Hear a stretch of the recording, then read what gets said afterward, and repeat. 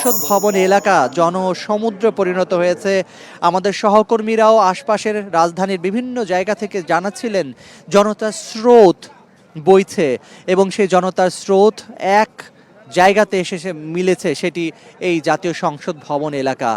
এখানেই BNP chairperson Begum Khaleda জিয়ার জানাজা অনুষ্ঠিত হবে। আর কিছুক্ষণ পরে রাষ্ট্রীয় মর্যাদায় তাকে দাফন করা হবে সবশেষ জিয়া উদ্যানে তার স্বামী শহীদ রাষ্ট্রপতি জিয়াউর রহমানের সমাধির পাশে তাকে সমাহিত করা হবে।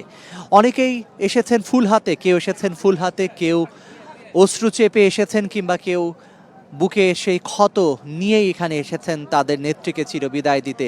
আমরা যখন ভোরে এখানে এসেছিলাম, তারপর এখন পর্যন্ত আমরা কিছুক্ষণ আগেও শুনেছি ক্ষণে ক্ষণেই যে এখানে ঘোষণা মঞ্চ আছে, সেখান থেকে বিএনপি চেয়ারপারসনের সেই চিরচেনা বজ্রকণ্ঠের যে তার ভাষণ, অন্যায়ের প্রতিবাদ, স্বাধীনতা সার্বভৌমত্বের বিরুদ্ধে তিনি যেভাবে রুখে দাঁড়িয়েছেন, তার বজ্রকণ্ঠে সেই ঘোষণা কিংবা ভাষণ প্রচার করা হচ্ছিল কিংবা বাজানো হচ্ছিল, শোনানো হচ্ছিল। সেই ভাষণ শুনে নেতাকর্মীরা আবেগ আপ্লুত হচ্ছিলেন, কারণ যেই নেত্রীর ভাষণ তারা শুনছেন মাইকে, সেই নেতৃত্ব শুয়ে আছেন কফিনে, বন্দী হয়ে আছেন। এই যে একটা আবেগঘন পরিবেশ, আবেগ আপ্লুত অবস্থা, সেটি আমরা নেতাকর্মীদেরকেই আমরা এখানে দেখেছি।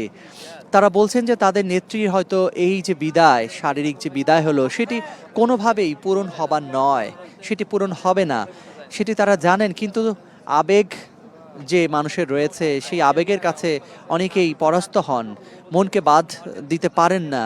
কারণ যে দীর্ঘ 4 দশকেরও বেশি সময় যিনি এই বিএনপিকে, এই দলকে কিংবা দলের নেতাকর্মীদেরকে সন্তানের মতো আগলে রেখেছেন এবং সর্বোপরি দেশ কিংবা জাতিকেও তিনি নেতৃত্ব দিয়েছেন, জাতির অভিভাবক হিসেবে পরিণত হয়েছেন, ঐক্যের প্রতীক হিসেবে নিজেকে তৈরি করেছেন, আপোষহীন নেতৃত্ব যার মাধ্যমে বাংলাদেশের রাজনীতিতে একটি শক্তিশালী শক্তপোক্ত অবস্থান জারি করেছে, এবং আপোষহীন নেতৃত্বের মধ্য দিয়েই যিনি নিজেকে প্রতিষ্ঠিত করেছেন বাংলাদেশের রাজনীতিতে, সেই নেত্রীর চিরবিদায় আজ, তারই প্রতিচ্ছবি আমরা দেখতে পাচ্ছি। কিছুটা দেখানোর চেষ্টা করছি, আমাদের ক্যামেরায় যতটুকু দেখানো সম্ভব আমরা দেখানোর চেষ্টা করছি।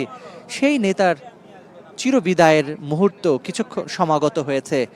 তিনি গতকালকে ভোর 6টায় মৃত্যুবরণ করেছেন এবং এর পরবর্তীতে সারা দেশে একটি শোকের ছায়া নেমে এসেছে। রাষ্ট্রীয়ভাবে 3 দিনের শোক ঘোষণা করা হয়েছে, দলীয়ভাবে 7 দিনের শোক ঘোষণা করা হয়েছে এবং সারা দেশের মানুষ শোকে মুহ্যমান এবং সারা দেশ বা জাতি তার যে অভিভাবক, সেই অভিভাবককে হারিয়েছে।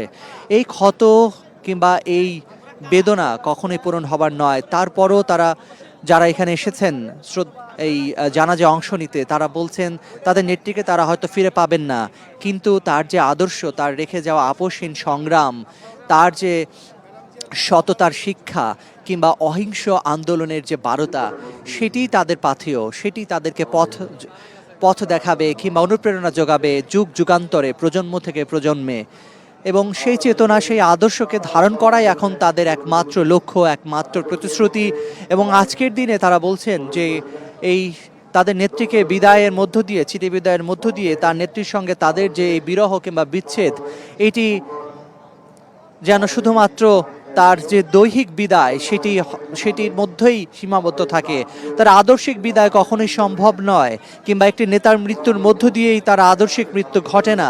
সেই আদর্শকে জিয়ে রাখার দায়িত্ব এখন নেতাকর্মীর, এবং সেই প্রতিজ্ঞা নিতেই তারা এখানে এসেছেন। তারা বলছেন তাদের নেত্রীকে তারা ফিরে পাবেন না, কিন্তু তার আদর্শকে সমুন্নত করে তার বিএনপি চেয়ারপারসন বেগম খালেদা জিয়া এবং শহীদ প্রেসিডেন্ট জিয়াউর রহমানের রক্ত যার ধমনীতে, যার শিরায় শিরায় বইছে, সেই তারেক রহমান বিএনপির ভারপ্রাপ্ত চেয়ারম্যান, তার প্রতি আস্থা রেখে তার হাতকে শক্তিশালী করতেই এবং আজকের দিনের অঙ্গীকার সেটি আগামী জাতীয় নির্বাচন, সেই নির্বাচনে বিএনপি চেয়ারপারসন বেগম খালেদা জিয়ার সামনে থেকে দলকে এগিয়ে নেবার যে প্রত্যাশা তাদের ছিল, সেটি কিছুটা হলো বাধাগ্রস্ত হয়েছে তার প্রয়াণের মধ্য দিয়ে।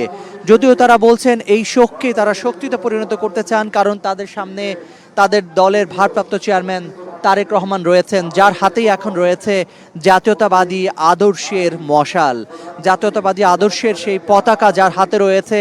সারা দেশের জাতীয়তাবাদী শক্তি তার পেছনে ঐক্যবদ্ধ রয়েছে।